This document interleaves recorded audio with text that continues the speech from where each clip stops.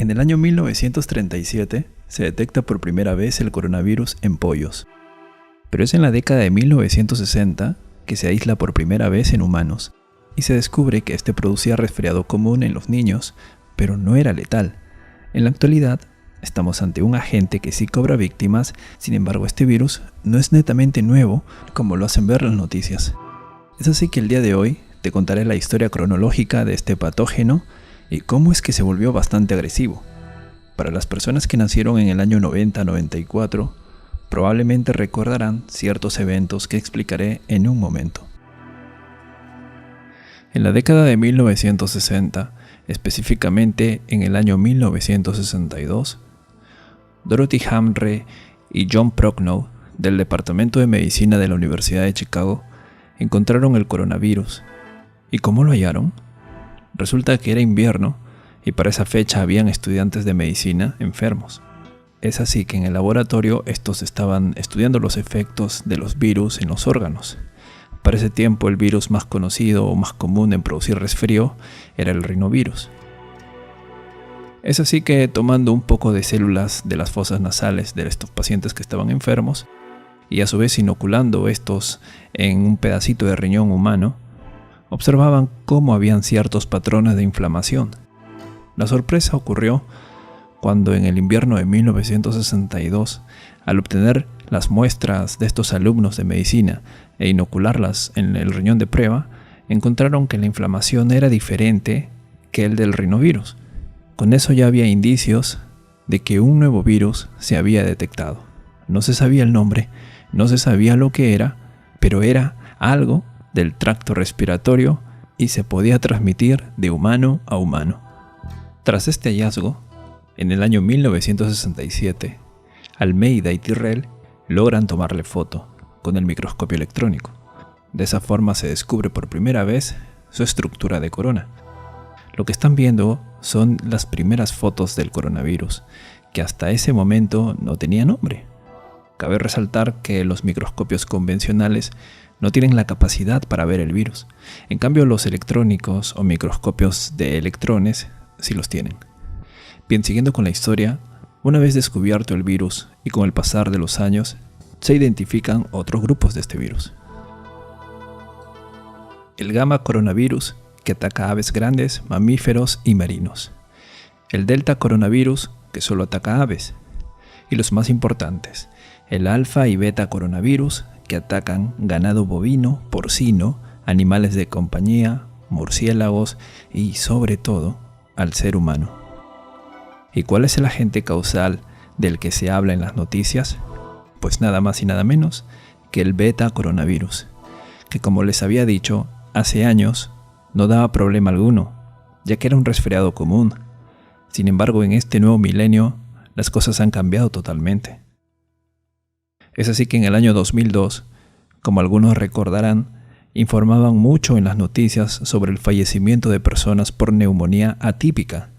Resulta que en ese año China afrontaba el surgimiento de una nueva neumonía, más potente, más letal. El origen de este evento fue Cantón, China, año 2002. Las personas infectadas fueron 8.098, de los cuales fallecieron el 9.5%. Sin embargo, el brote cerró en el 2004, cuando se pudo controlar la enfermedad. Muchos se preguntarán, ¿y por qué no fallecieron todos? La respuesta es simple, y es que depende mucho del sistema inmunológico de cada persona. El grupo de riesgo o los que llevan la peor parte son los diabéticos, ancianos, niños, personas con defensas bajas y enfermedades crónicas. Otra pregunta que se hace es, ¿y qué es una neumonía típica? Para comprender qué es una neumonía típica, primero hay que saber qué es la neumonía. Y una neumonía, en palabras sencillas, es una inflamación demostrada del tejido pulmonar. Es decir, una persona que tiene fiebre, tos con expectoraciones, a las justas puede hablar, tiene escalofríos, le duelen las costillas y respira rápidamente. Este es un cuadro típico o común de una neumonía por infección bacteriana, por ejemplo. Sin embargo, en el 2002 ese coronavirus producía síndrome respiratorio agudo severo, que en otras palabras serían los mismos síntomas que les acabo de comentar, pero que se da de manera más rápida. Y la persona se asfixia, no puede respirar, además se le suma dolores musculares y fiebres muy altas. Esto fue lo que salía en las noticias ahí por el año 2002-2003. Felizmente pudieron controlarlo, es decir, aislaron a las personas enfermas para que no contagien y les daban tratamiento esperando que se sanen. Sin embargo, hubo como 800 fallecidos. Bien, el siguiente evento ocurre en el 2012 y hasta el día de hoy sigue activo. Se trata del mismo virus, el beta coronavirus, pero esta vez en el Medio Oriente. Por tal razón, el diagnóstico es síndrome respiratorio severo asociado a Oriente Medio o Medio Oriente, que es la misma enfermedad que ocurrió en China en el 2002, solo que esta vez el lugar de origen fue Arabia Saudí, por la misma neumonía típica. Lo que sucede es que en este país no hay un control tan estricto como el que hizo China. Y los medios de comunicación, pues, ni lo han hecho notar, ¿no? Con esto ya tenemos la información de que el virus siempre ha estado, solo que produce una neumonía muy potente y si uno tiene defensas bajas corre mucho riesgo. Pasemos ahora a la parte final, el coronavirus actual. ¿Qué ha sucedido? En primer lugar, se sabe que el virus es del mismo género, o sea, el beta coronavirus. Sin embargo, este ha mutado. Por tal razón es llamado nCoV 2019, es decir, novel o nuevo coronavirus, y entraría a tallar como una enfermedad reemergente. Para que se pueda entender, es como si de repente apareciera el primo del VIH, y ya no solo te baja las defensas, sino ahora te deja calvo, algo así. Por tal razón las autoridades se alarman y tienen que poner en cuarentena a las personas y es necesario crear un ambiente especial. Por tanto, es digno de admirar la labor que está haciendo China para controlar la enfermedad. Algunas personas se preguntan, ¿cómo es que aparecen los virus? La respuesta es simple, y es que el 75% de las enfermedades emergentes o nuevas son una zoonosis, es decir, la transmiten los animales. Por ejemplo, lo más aceptado del VIH es que el virus de inmunodeficiencia del simio fue transmitido al ser humano,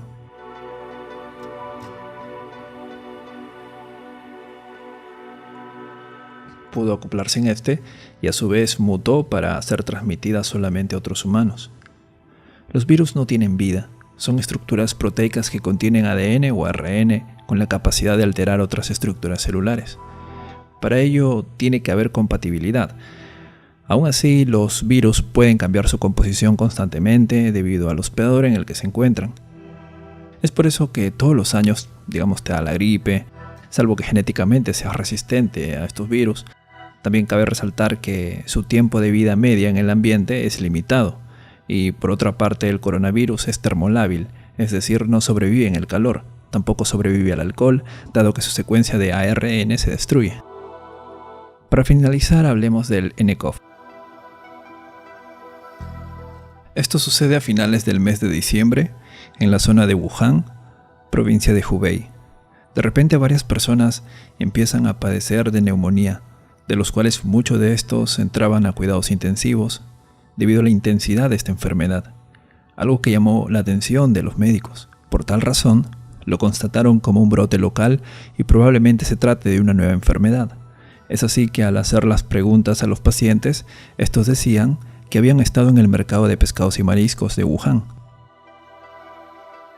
Por lo cual, el 1 de enero se cerró ese mercado y las autoridades chinas informan a la OMS sobre una serie de casos de neumonía de origen desconocido. Cabe resaltar que en el mercado existen animales vivos y humanos que conviven, por tal razón podría tratarse de una zoonosis. El 7 al 8 de enero, tomando muestras de los pacientes enfermos, los científicos encuentran que se trataba de una nueva cepa de coronavirus y fue catalogado como nCoV. El 11 de enero sucede la primera muerte producto de este patógeno. El 12 de enero, China informa la secuencia genética de este virus. De esa manera ya se pueden hacer los primers o cebadores que permiten identificar el virus mediante exámenes de laboratorio. El 13 se notifica el primer caso o persona infectada fuera de China. El 17, Un artículo publicado en el Imperial College de Londres advierte que el número de casos de Wuhan es cerca de 1700. El 20 se confirma que el virus se puede transmitir entre humanos. El 23, la OMS reconoce la emergencia china, pero asegura que es prematuro hablar aún de una emergencia sanitaria a escala mundial. El 24 se confirma el primer caso en Francia. El 25, más de 40 fallecidos y 1000 casos confirmados, además de 56 millones de personas confinadas en la provincia de Hubei, o mejor dicho, puestas en cuarentena. El 28, varios países organizan la repatriación de sus ciudadanos a China. Asimismo, el país solicita que los traigan de vuelta, dado que son 5 millones de personas que salieron de Wuhan antes de que la ciudad se haya declarado en cuarentena, y por tal razón hay preocupación de que pueden ser posibles portadores del coronavirus. Lo que sucede es que algunas de estas personas viajaron por vacaciones de Año Nuevo lunar y otros huyendo de la epidemia. De hecho, gran parte del segundo grupo abandonó la capital de la provincia de Hubei y se dirigió a ciudades vecinas. Aunque el Estado moviliza grandes lotes de materiales y suministros médicos hacia Hubei, las autoridades locales advirtieron que había un gran déficit de estos productos por la cantidad de enfermos que surgen a diario. Ahí salen las noticias esto del hospital construido en 10 días, por ejemplo. El 29 de enero se confirma que la epidemia, o pandemia ya en este caso, supera la cantidad de casos registrados durante la epidemia del 2003, que fueron cerca de 8.000 personas. Actualmente ya vamos cerca de 10.000, hoy 31 de enero. Les dejo en la descripción del video el mapeo hecho por la Universidad de Johns Hopkins, donde se aprecia la cantidad de estos casos confirmados, o sea que tienen la enfermedad verazmente, así como cuántos han fallecido y cuántos se han recuperado. El 26 de enero habían cerca de 3.000, ahora ya hay casi 10.000, y probablemente seguirá subiendo. Y por último, el 30 de enero del presente año, la OMS la declara emergencia de salud pública a nivel internacional. Entonces, estimados amigos, estamos bajo una amenaza en la cual se está haciendo todo lo posible para controlarla. Lo mejor que se puede hacer es alimentarse bien para aumentar las defensas y evitar en lo posible contacto con personas con problemas respiratorios y que hayan venido de Asia. Y si la enfermedad ya está en tu país, evitar el contacto con enfermos de carácter respiratorio, dado que la enfermedad se transmite por gotas de saliva o secreciones de pacientes, ya que estos contienen viriones y pueden sobrevivir horas. Si una persona infectada estornuda y se tapa con la mano, su mano está contaminada, y si con esa mano toca un botón, pues lo contamina. Si saludas en la cara a alguien infectado, pues terminas contaminándote la cara. Ojo, si en este momento tienes gripe, digamos, y no has tenido contacto con alguien procedente de Asia, no entras en los casos probables para identificar coronavirus, sino otros tipos, ya sea influenza o rinovirus. Si vas al hospital a solicitar que te detecten coronavirus, es por las puras, porque lo que se espera son pacientes que vengan de Asia, porque serían los casos sospechosos. Espero que se entienda, y que hayan comprendido algo más con respecto a esta enfermedad. Mientras haya un control riguroso en cada país, la enfermedad no avanzará. Y aún así, quienes están en riesgo son los niños, ancianos, personas con defensas bajas. Por eso hay que aumentar las defensas y a cuidarse. Nos vemos.